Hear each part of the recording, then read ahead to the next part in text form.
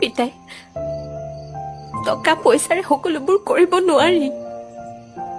চাকৰি থাকিলে বুলিয়ে যে জীৱনটো সুখৰ হ'ব তেনেকুৱাতো কোনো কথা নাই। পিতাই,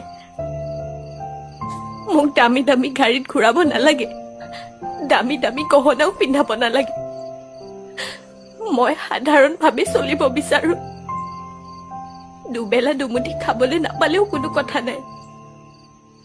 এসাঁজ খাই এসাঁজ নোখোৱাকৈ হলেও থাকিব পাৰিম।